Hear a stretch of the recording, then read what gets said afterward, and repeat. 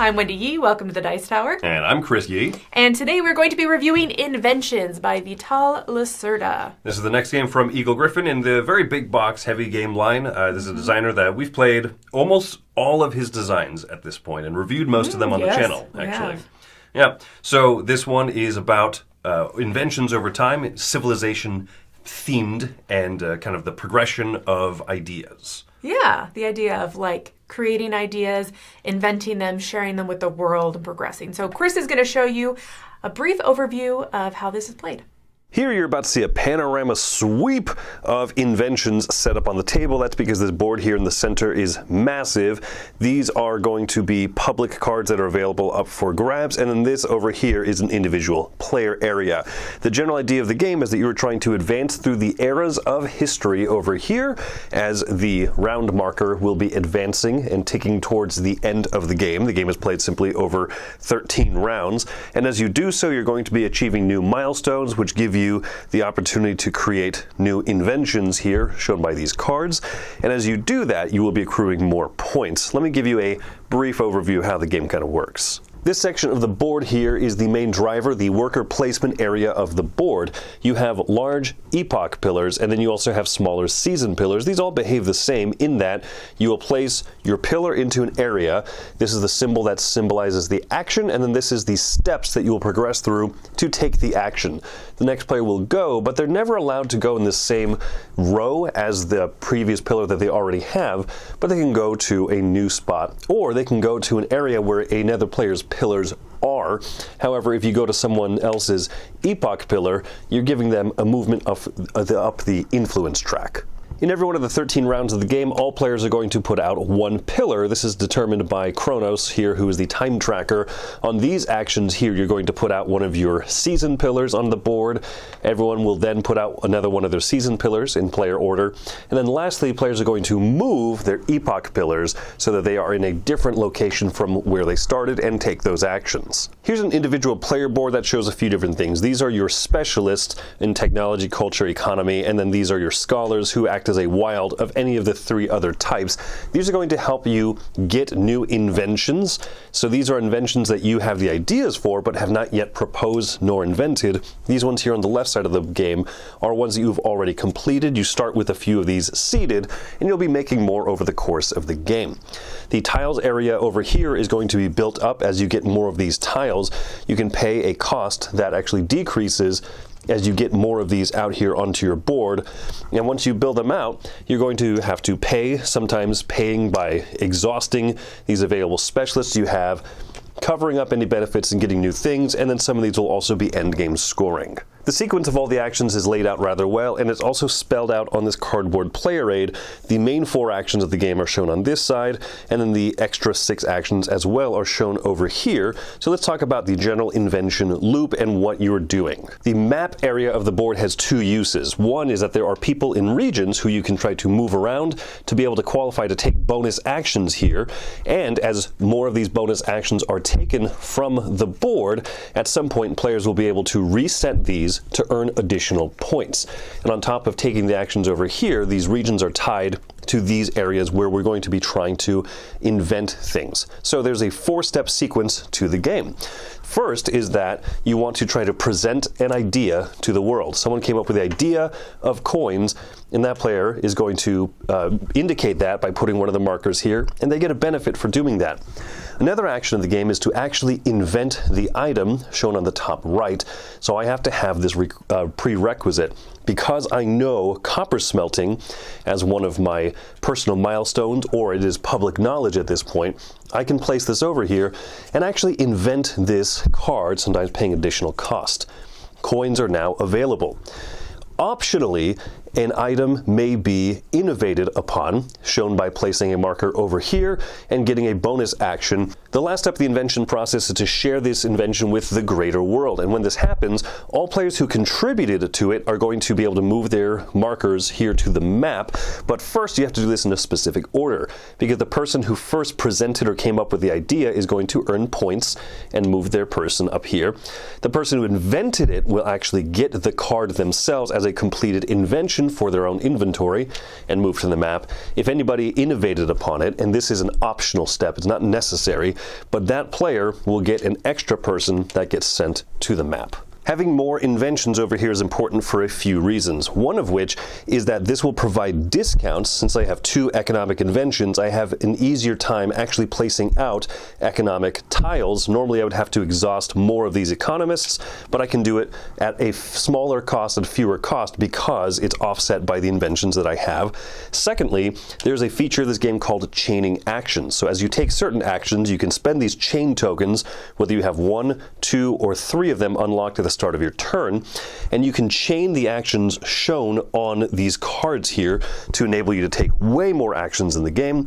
And thirdly, they might be useful for completing secret objective cards. So let's talk about really briefly here the 10 action spots. This is to present an idea out to the map. This is to invent it. This is to innovate upon it. And then this one is the sharing action that I covered earlier, each of them having more steps, including things like unlocking tiles and earning them that you can build.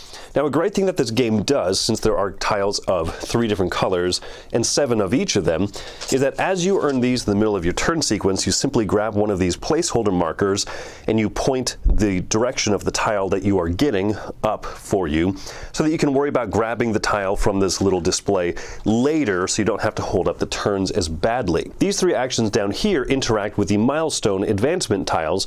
This one here, the Eureka action, allows you to grab a tile of a new era, which is going to allow you to have more prerequisites to create more of the inventions throughout the game, advance you along the eras track, which gives you instant bonuses as well. These 2 down here allow you to place your markers of a type from your board out here to instantly gain that action or to recall one from an area in order to gain the action that's shown on there. And any of these 8 face up in the market here are tiles that you can go to get those actions. These 3 actions over here interact with the world map. This one is what allows you to move to a region, to use a chain action to either get the points or to move to an area, spend that chain action to take the actions.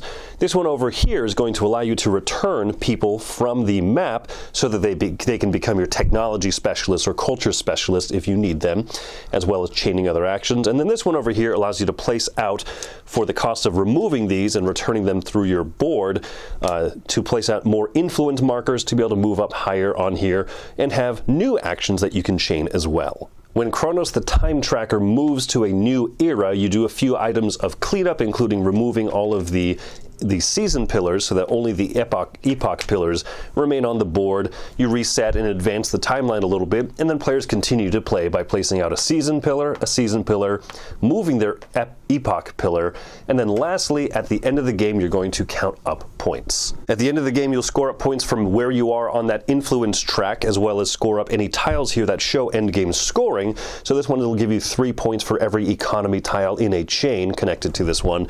This one will give you 4 points for every pair of the same type of inventions you have. So I have a pair of economy and a pair of cultural inventions, so that'll be extra points.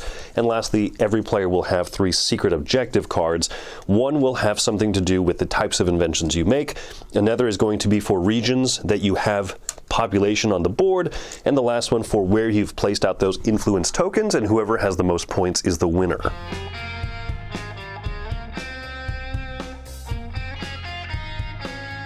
So maybe not so much of a brief overview, but compared to a full rules teach, that wasn't everything, of course. That was brief. Lacerda games are just notoriously, there's a lot going on, and so there are others who do very good in-depth videos. This is just to kind of give you an idea of all of that and try to timestamp some of the overview so you can jump around to the ideas and the points to kind of just get a better flow of it, because there's a lot going on.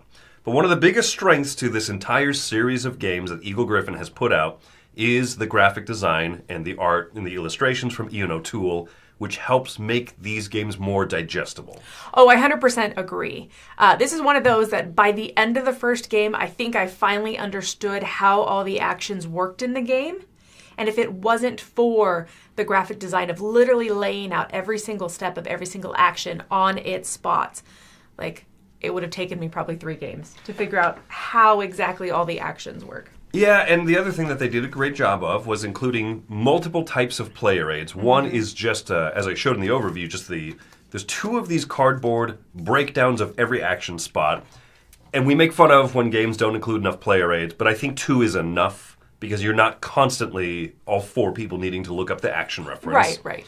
But they did, for every player, include one of these booklets here, which has, hey, what are those tiles? There's 7 culture, 7 economy tiles, and all of the special scoring ones, the different symbols of the game in general. So I thought they did a good job including this player aid, and then separating this one out.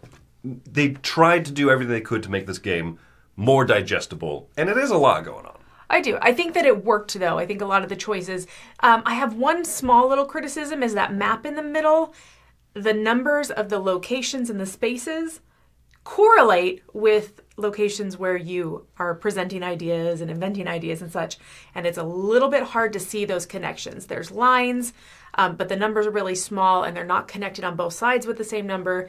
And so that part, I think, is the only part that was weak for me when it came to the graphic design. Everything else, I feel like, was very clear. Like the end of round structure, all of that was laid out. All the actions were laid out. Like I feel like these games matter so much about making sure you hit all those steps and flowing correctly. And that is something that, 2 definitely excels at. Well, and even something as little as like the chain action is this bright pink icon in a lot of areas around in your own personal player tableau on the main board, across the board on the far side of a very large board. And no matter where they are, they're recognizable with this big pink ribbon on it. And you're like, chain action. Let me do that. And so I think that was good. That's one of those choices where like, this is vibrant and eye-catching, and the chain actioning being one of my favorite parts of the game in a lot of ways. And so even making that smoother, because this is, I feel like that's one of the cruxes of this game. Worker placement, it's good, right? Having the 2 different types of workers, sure, right? I like the ideas going on in there, but if you just take an action and you're like, that's it, that's my turn, this is one of those games you need to be trying to be taking 3 actions worth of turns in 1 turn. I think the chain actioning is very clever because the worker placement, you can never, like you said, you can never take stuff in the same row. Like you can never copy those actions that you already in that row. And so you may look at this game and go, well, I just can't do what I want to do. Like I want to present an idea again and I just can't. And the chain actions make it possible to retake multiple complete actions that you just can't access any other way. And I think that is a benefit of this game, is like, even though you have that difficult worker placement pillar puzzle going on, you have so many alternate ways to get those main 4 actions that allow you to really get those ideas and those inventions out there. Yeah. The core 4 actions, the loop of presenting an idea, inventing it, optionally innovating on it. And I like the touch that if you're the inventor, you can't innovate it. And there's a little graphic design symbol in there. And then lastly, the one of sharing it to the world. Mm-hmm. That core loop of those 4 or optionally 3 actions, I think is a good driver for the game. I'm paying attention to what other players are doing as they're placing inventions out on the board. And I'm like, oh, okay. I have the prerequisites to actually invent that. I want that card. But if I help them out in this process, they're going to end up getting the points from being the person who actually presented it. Mm-hmm. So it's a multifaceted, help yourself, help other people, but you shouldn't do something just because, like, I'll get a card. Well, do you need that card? There's layers to that decision. It's true that this game doesn't have as clear of points as maybe some other games. Like the way that you get points, there's not a lot of ways to get points. No. And you're doing a lot of things where you may feel like you're spinning your wheels and you're taking these amazing turns, and then you're like, and at the end of all of that, I got a card, which is not points, unless it happens to fit with my objective, then it is. But it's just one of those things that you could do these massive big turns and chain a whole bunch of stuff, and at the end of the day be like, I didn't get a lot out of that. I could have just taken this other turn and gotten 7 points for presenting, or not 7, but... Or you rotated those gears and spun those wheels and everything, and you're like, yeah, I have a bunch of cool, like, extra specialists now. I've got a bunch of economy boys waiting to do economy stuff. I got all this cool stuff. That's still no points. Okay, what am I going to do with these economy? Well, I'm going to do all this stuff. I'm going to get these cards. That doesn't actually translate to points, but it's fun. You know what I mean? So it's one of those things where it's neither a critique nor a compliment that sometimes the really fun things you do in the game don't directly lead to points. It's more thoughtful than that. You have to not just let yourself get carried away. I chained 3 things this turn. I did all these amazing things. Why? Not really sure. Well, you kind of wasted everyone's time. But I don't think that it's a waste because it's always moving forward. There's so much that you have to do in this game to get more workers out, to get them on the board, to get them to places and make that progression so you can get points. Yeah. So even if I chained a whole bunch of stuff together and I don't really know why, at some point I can use the benefits of all those chaining in the future to hopefully get points. Yeah. Another positive I do want to say is in terms of like the production and stuff, the rulebook is mostly good and it teaches you things very well.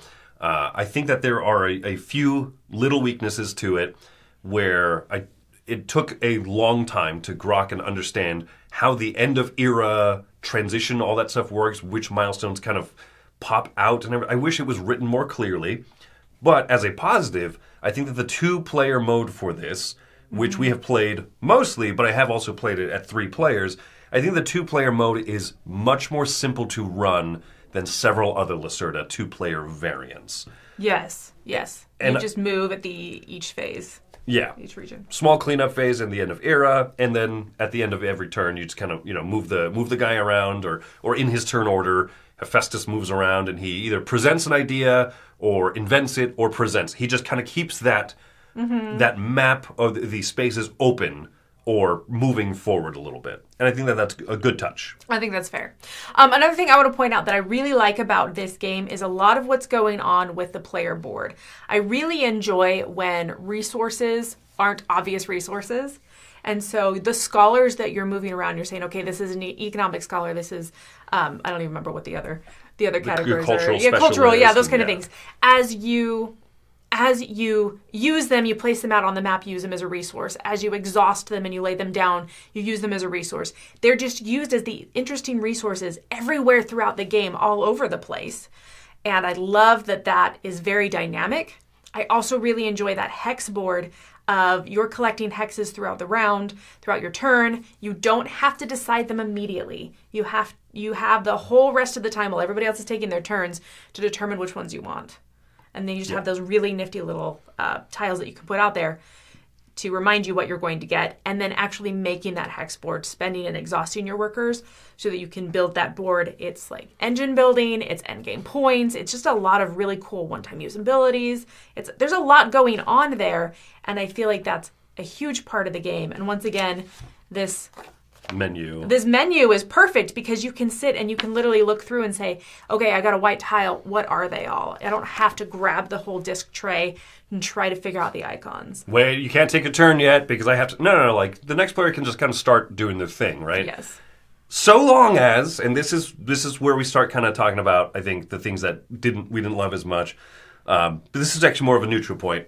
So long as you're not playing with a huge analysis paralysis player, someone who just kind of will grind to a halt and not just take a turn. This is the kind of game, especially early on in your first few plays, push buttons, pull levers. Figure it out. It's okay to not play perfectly.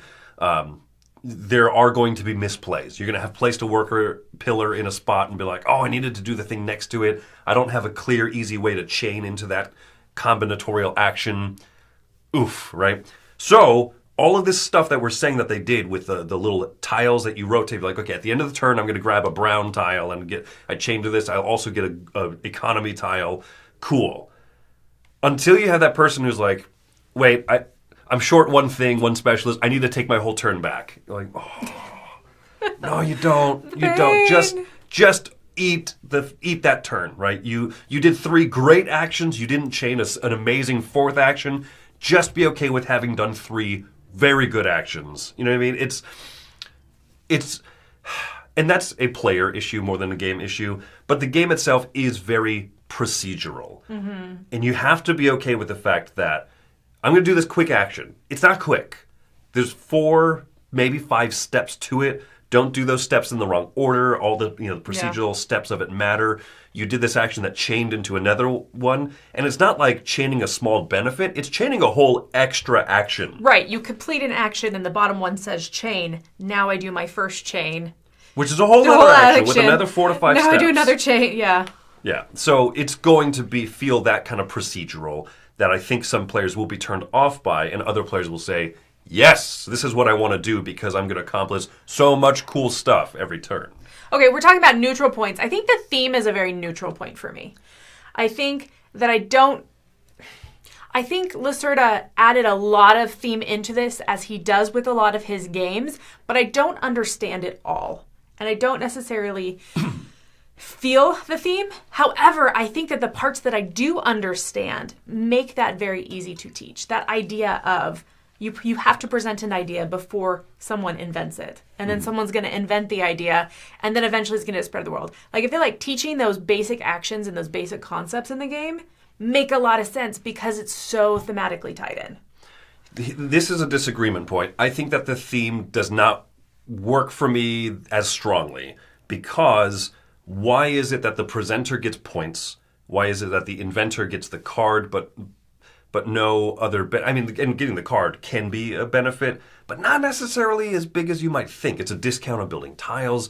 It's not obvious what all the reasoning for of that kind of the benefits. The actual loop of the actions makes a lot of sense to me. Yeah. The associated benefits. I innovated that invention. What does that mean? I got an extra specialist. And then when it gets presented to the world, when I move my specialist onto the map, I get another extra one. That doesn't feel like innovation. None of these inventions actually feel that much like inventing new things. When you reach a new cultural milestone and you get to move on that track, I don't really feel like I've invented something new. I don't really feel like I discovered fire or that I've smelted iron for the first time. You know what I mean? Like all the prerequisite track makes sense mechanically. Yeah. But it doesn't jump out to me as strong mechanically. There's a term that I want to use, not just thematic, but mechanothematic is kind of what Lacerda tends to do very well. Yes. Like Lisboa and those games, they are mechanothematic. And you feel like you're missing a lot of that in this? I feel like I'm missing that in Inventions, yeah. Okay. Because I feel like it's there enough that I understand a lot of things. You're right. I don't understand why those hexes are what they are and how that relates to why do I get a discount for having cards that then I got from inventing something.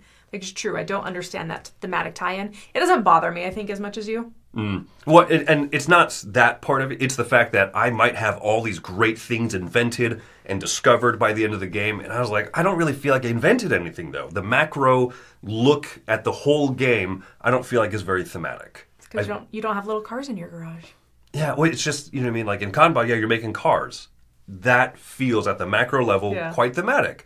And in this one, I don't feel like I've invented something that was so cool and made me different from you.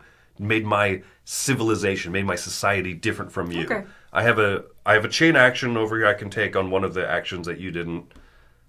And that's about it. Or I had a 3 discount on white tiles and you only had 2 discount. It doesn't jump out that way. I can see that. Yeah. And then, so, for me, though, the biggest complaint, we've said a lot of things that we really enjoy about this game. For me, the biggest complaint is that while it is a very strategic game, that worker placement, you have to set yourself up for the future, not block yourself out of actions. Make sure you have, ways to, if I go here, that means I need to be able to have an alternate way to do this one next to it. It's very strategic structurally. It's a very tight strategic game. Yeah, tight and strategic. And then that deck of cards, or that array of cards where the inventions come out, is a in-your-face tactical, very shifting, very changing at any moment aspect of the game that I don't think coalesces with the strategic nature of it. I think tactical is a good word because initially I was thinking it's just random. It's just random as all get out. The cards that come out, what's available. I want to come up with an idea. And as the genius that I am and this person that I am, I'm going to come up with an idea. But I can't come up with a cultural idea because it didn't come out in the market. Yeah, there's no cards for, for white. Sorry. Brown cultural, yellow, white cultural stuff, whatever. Yeah. So there's that aspect to it. But then the actual, presenting ideas and inventing ideas. If I am trying to reach objectives on my objective card that says I have to have, 4 of the same type of card, if I'm really looking in for those cultural ideas and they're not getting presented at a time that I can then come in and invent them because someone else is inventing them. It does create that tactical aspect of like, okay, how do I control this invention and these ideas enough by having the tiles on the side? What are those called? Milestones? Yeah. The milestones on the side. So like, I have to control the milestone so that my timing is just right, so that I can play this card in the right era, so that I can then make it so that I can present the idea and invent it, or I have to wait till someone else and I have to be ready to invent an idea. Like I think a tactical is a right word for that because you can't plan ahead that much because the randomness of the cards and just everybody else wants to do all those exact same things you want to do. The area of the map that you want to present to get that particular bonus because you have a great series of things lined up, someone presents there right before you. And you're like, oh crap. You just can't do anything about that. Yeah. Tactical moment. How do you adapt? That's fine. I'm happy to adapt in games, but when the worker placement structure is so rigid and strategic, like you have to be planning ahead, it rubs me just a little bit raw. Mm-hmm. Not terrible. Not that I hate the game by any means, right? But that, like I said, that part doesn't feel like it coalesces together for me. I want to be able to... Okay, another example. When you take the action that you return those specialists from the map to your board, I need 3 economy specialists. I've got 3 people in this map section. I can take this action to return those to my board. Oh no! Someone just presented a technology invention connected to that region on the map. I cannot return those people to my board as economists. They have to come back as technologists. Yes. And that's something that I have been setting up for. Or the invention that was an economy invention there just got presented, and now, because it's empty, there's this whole extra rule series where you then look at the display board of cards and which card is in the rightmost slot. Well, that's not an economy tile, that's a cultural tile. And so because I've got 3 people here connected to an empty spot, I have to look at the sideboard to return them to the card that happens to be in the lineup in the rightmost spot. Mm-hmm. That someone could grab and replace it immediately, or it could just sit there for a while. And that, once again, hyper-tactical kind of moments in an otherwise very strategic game. And it's funny because I 100% agree with all of that. And I think that the way that my brain interprets that is just, it all feels random. It feels super random what card comes out. It feels super random which area you decided to pick to present your idea. It feels super random, how my guys are going to get to the middle because you presented over here. So my guys are going to end up in spot 4. Right. Like I can't do anything about that. Yeah. So it's odd. You can work around it and you can be clever because you have these big turns. 13 turns, every one of them has to be pretty big, and you can work around it, but boy, is it like a lot harder than it could be at points. I think that just kind of sums up a lot of how I feel about it. I really enjoy so many of the things that you are doing in this game. I enjoy taking the actions. I enjoy the sequencing. I really love the chaining. I wish there was more of it. Only some of the actions let you chain. But I just feel like there's so much forward thinking that you have to do. You have to plan everything ahead. And then there's so many of those chances where you just can't. Right. And so what do you do? How do you change that? How do you affect that? So I'm going to give this a 7 if we're going into scores. Okay. This is a game that I think that the enjoyment that I get from playing the game and doing all those actions and making those chains and taking the executive actions and all that kind of stuff, I love, and I think that it's a lot of fun.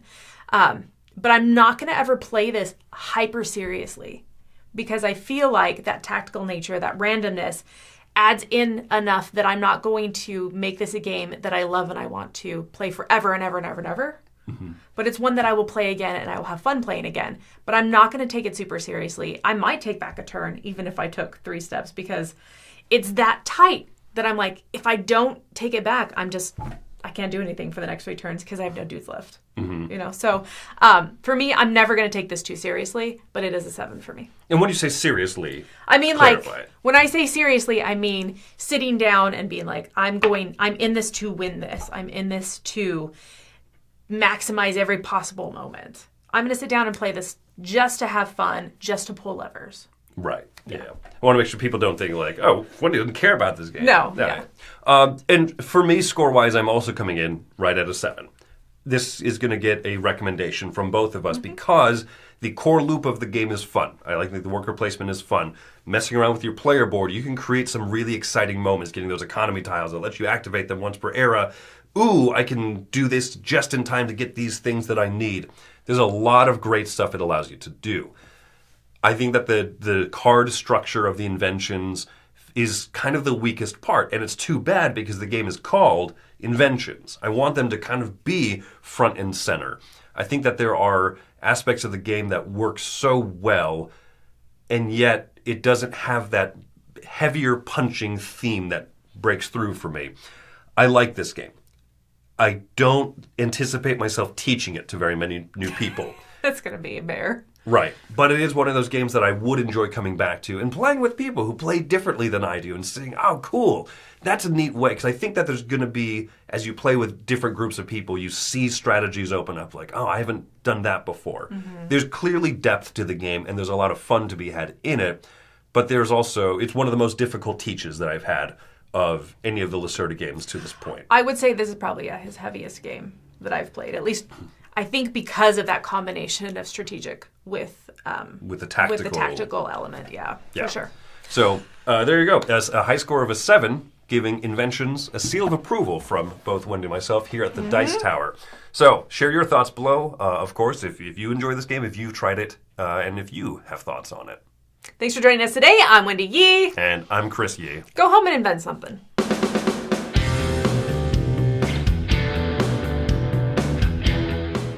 Hey folks, thanks for watching another one of our videos.